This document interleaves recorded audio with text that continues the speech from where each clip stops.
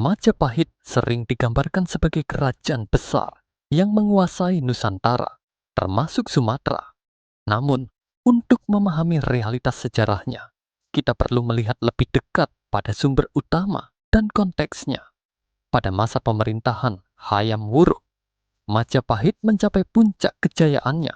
Informasi tentang wilayah kekuasaan Majapahit terutama berasal dari Nagara Kretagama, sebuah kakawin atau puisi yang ditulis oleh Empu Prapanca pada tahun 1365. Dalam teks ini, banyak wilayah disebut sebagai bagian dari kekuasaan Majapahit, termasuk Bali, Kalimantan, Sulawesi, hingga Sumatera. Bahkan beberapa wilayah di luar Nusantara, seperti Semenanjung Malaya dan Filipina.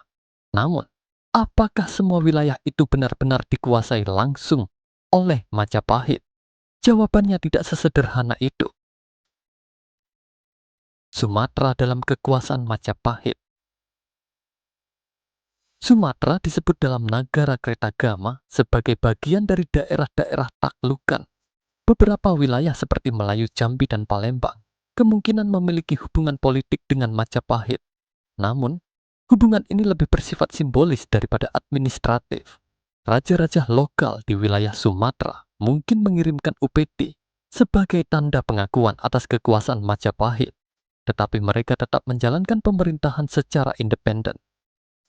Salah satu alasan Majapahit memiliki pengaruh di Sumatera adalah karena jatuhnya Kerajaan Sriwijaya. Setelah Sriwijaya melemah pada abad ke-13, wilayah-wilayah di Sumatera menjadi lebih terfragmentasi. Majapahit dengan kekuatan maritimnya mampu menjalin aliansi atau menaklukkan wilayah-wilayah tertentu. Tetapi ini lebih berupa jaringan pengaruh dibandingkan pemerintahan langsung.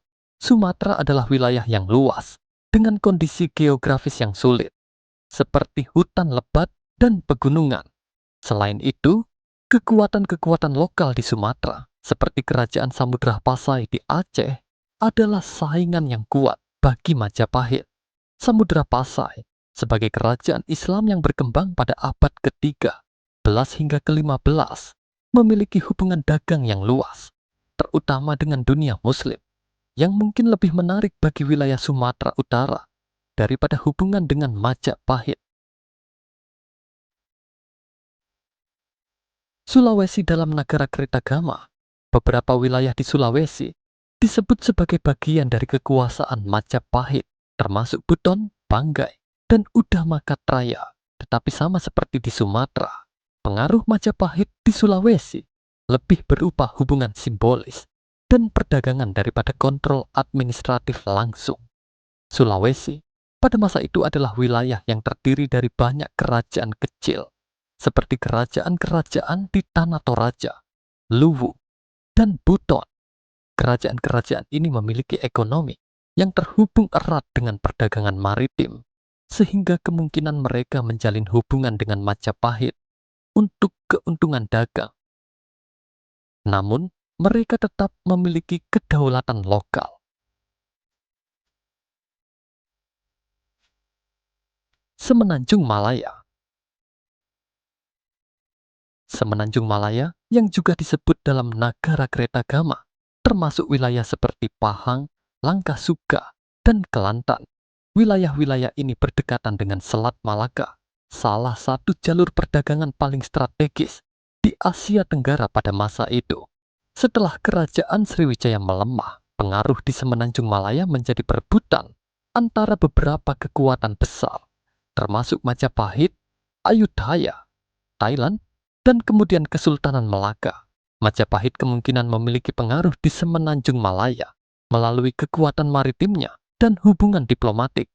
Namun, kekuasaan Majapahit di sana tidak pernah sepenuhnya kokoh. Ketika Kesultanan Melaka berdiri pada abad ke-15 dan menjadi kekuatan besar di Selat Malaka, pengaruh Majapahit mulai berkurang secara signifikan. Melaka juga menarik banyak wilayah di Semenanjung ke dalam pengaruhnya melalui hubungan dagang dan penyebaran Islam. Penguasaan langsung dengan pemerintahan atau administrasi yang dikontrol dari Majapahit.